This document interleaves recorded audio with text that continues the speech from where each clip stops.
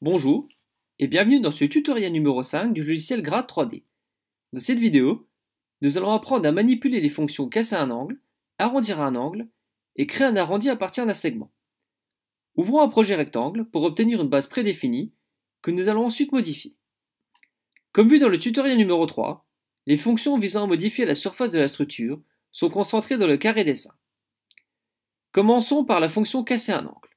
Activons-la en cliquant dessus, puis sélectionnons la zone à découper. Après un clic gauche, je peux à présent constater que mon angle a été tronqué d'une section en triangle. Pour modifier cette découpe, il me suffit de sélectionner un des sommets en maintenant le clic gauche de la souris enfoncé, comme sur n'importe quel code. Passons à présent à l'outil arrondir un angle. Le principe est le même que précédemment. J'active ma fonction en cliquant dessus, puis je choisis mon angle à modifier pour créer un arrondi. Il est alors possible de jouer sur les sommets pour obtenir la forme recherchée. À présent, je souhaite retrouver mes angles originaux. Deux options sont offertes par le logiciel Grad 3D. La première est de faire un retour en arrière sur la dernière action, avec la flèche présente dans le bandeau supérieur, ou en appuyant simultanément sur les touches CTRL et Z de votre clavier. La seconde, plus rapide, consiste à activer la fonction reformer un angle, présente dans le carré dessin.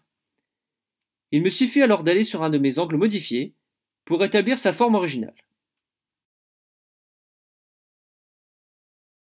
Pour finir, nous allons voir l'outil permettant de créer un arrondi, non pas sur un angle, mais sur un segment. La fonction se trouve également dans le carré dessin. Après l'avoir activé, il va m'être possible de transformer un de mes côtés en arrondi. À nouveau, je pourrai travailler sur les sommets afin d'agrandir cette surface nouvellement créée. La limite maximum de cette surface est fixée à une distance égale à la moitié du segment ayant servi de base. Merci d'avoir visionné ce tutoriel. Vous pourrez retrouver l'intégralité des liens des didacticiels ainsi que nos coordonnées dans la description de la vidéo.